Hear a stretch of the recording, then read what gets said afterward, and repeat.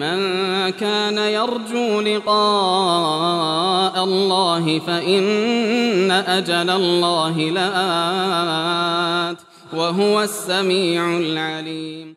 Bagaimana hukumnya orang yang bekerja di perusahaan IT yang membantu bank agar aplikasi dalam sistem bank berjalan dengan lancar?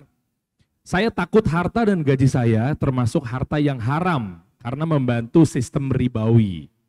Dan tolong diberikan step-step agar saya keluar dari perusahaan ini dan berani memulai usaha sendiri agar hidup menjadi berkah dan hati menjadi tenang.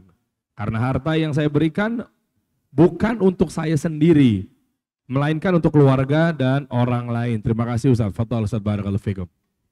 Baik, bismillahirrahmanirrahim. Alhamdulillahirabbil alamin. Wassalatu wassalamu alal mab'uutsi rahmatan lil alamin. Nabiyina Muhammad wa ala alihi wa sahbihi wa man tabi'ahum bi ihsanin ila yaumiddin, amma ba'd. Jadi saudara kita yang bertanya ini, beliau bukan ada syubhat pada jenis keahliannya, pada pekerjaannya. Ya, pekerjaannya ahli IT. Ahli IT bagus ya, karena dia bisa membuat hal-hal yang bagus. Tapi kalau keahlian itu digunakan pada hal yang tidak baik, dia menjadi apa? Tidak baik pula. Tapi insya Allah yang bertanya ini sudah paham, sudah belajar ya, dari pertanyaannya itu tampak. Dan insya Allah dari keahliannya itu bisa dia pakai untuk berbuat hal yang baik. Cuma sekarang beliau dihadapkan pada kondisi, ya, karena dia bekerja di sebuah perusahaan, mungkin perusahaan IT banyak kerjaan yang bagus, tapi dia bertransaksi dengan pihak-pihak yang mana pihak ini mereka bercampur penghasilannya antara yang halal dan yang haram. Bank itu, nggak bisa antum katakan bank itu semuanya haram ya, bank semuanya halal. Tapi kita katakan itu jadi jenis pekerjaan yang bercampur. Karena di transaksi bank ada yang boleh, nggak ada iskal di situ, nggak ada masalah sama sekali. Misalnya transfer diambil upah untuk biaya transfer, itu boleh secara syar'i. Kemudian misalnya penggunaan jasa ATM, ya, itu diperbolehkan. ATM yang bentuknya debit ya, dia simpan duit kemudian diambil, dipungut biaya bulanan untuk hal tersebut sebagai upah dari perawatan ataupun pengelolaan, ya, dan biaya administrasi ATM-nya dan seterusnya. Itu nggak ada masalah ya, nggak dipermasalahkan. Demikian pula kalau di bank itu ada transaksi yang kaitannya dengan bisnis yang bagus, jual beli investasi yang bagus, itu juga tidak dilarang. Yang dilarang itu muamalah riba, yang dilarang. Ya, memberi pinjaman, dia ambil tambahan di atas pinjaman. Kalau dia investasi, harus dijamin investasinya, bahwa investasinya harus untung. Nah, itu bukan pebisnis. Kalau pebisnis mau investasinya dijamin, ya, itu namanya berlaku zalim atas orang. Dia mau menang sendiri saja. Padahal bisnis itu semua orang tahu. Mungkin untung, mungkin rugi. Nggak ada yang dijamin di situ. Masa ketika ada resiko dia suruh orang yang menanggung, dia tidak mau nanggung apa-apa. Nah, itulah bentuk-bentuk riba namanya. Bentuk-bentuk riba. Ya kalau ada bentuk riba seperti itu, hal yang seperti itu tidak diperbolehkan. Karena itu saya dalam bentuk muamalah yang seperti yang ditanyakan tadi, itu memang ranah syubhat bagi si penanya. Ya kalau inisiatifnya dia punya solusi lain, dia ingin bekerja misalnya mencari hal yang baik untuk dirinya,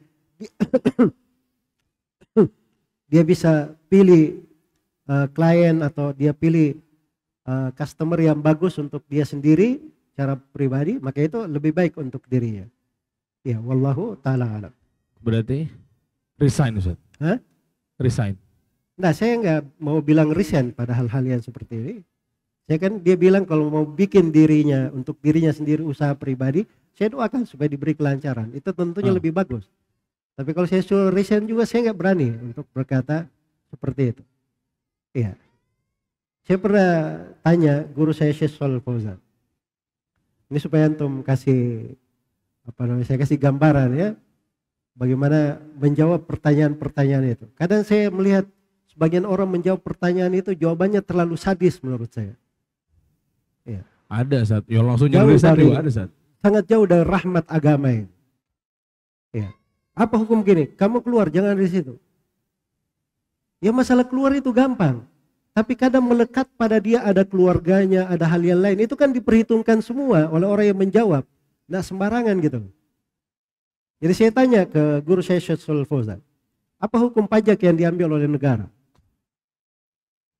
Jawaban beliau itu cerdas. Penuh fikih jawaban beliau. Ini gawat juga ya saya ini ya. Saya jadi membocorkan pertanyaan pribadi. Apa Ustaz? Nanggung Ustaz, nanggung. Gimana Ustaz? Ya jadi beliau bilang gini ke saya. Itu barangkali negara perlu kepada itu. Dan tidak ada pemasukan lainnya kecuali itu. Itu saya sudah paham tuh. Itu jawaban seorang ahli fikih. Nah, terus saya bilang, ya Syekh, dia keluar dari situ. Kata beliau, kalau misalnya dia langsung keluar berbahaya untuk dirinya, itu jangan dia keluar. Dia kerja aja dulu. Sampai hilang bahaya itu, dia bisa berdiri sendiri baru dia keluar. Nah, itu bijaksana itu. Orang yang memperhitungkan. Beliau bilang karena saya khawatir kalau dia keluar, itu akan membahayakan diri dan keluarganya. Kalau dia langsung keluar. Coba bayangkan aja, dia tahu ini nggak boleh. Tiba-tiba hilang saya. Terus tidak ada penghasilannya. Dia mau makan apa? Apa yang diberi makan untuk keluarganya? Mungkin akan menjatuhkan dia ke dalam bahaya lebih besar. Atau mungkin keimanannya akan turun, dia cari pekerjaan yang kadang dapatnya pekerjaan yang lebih tidak layak daripada itu. Nah, ini juga kadang tidak dipikirkan oleh sebagian orang yang yang menjawab itu. Jadi maksud saya pertanyaannya sebenarnya ini pertanyaan tambahan ya. Dan saya sangat berharap tidak dapat pertanyaan itu tadi. Tapi Jerry ini pemain pinggir jurang. Saya biasa juga diajak-ajak ke pinggir jurang. Kan biar Ustadz keluar gitu kan. Jadi dalam artian banyak yang mungkin belum difahamin Ustadz. Sementara kan Islam itu moderat, tengah-tengah Ustadz ya. Ya, jazakallah khair. Mempertimbangkan maslahat mudarat, Masya Allah. Baik Ustadz, jazakallah khair.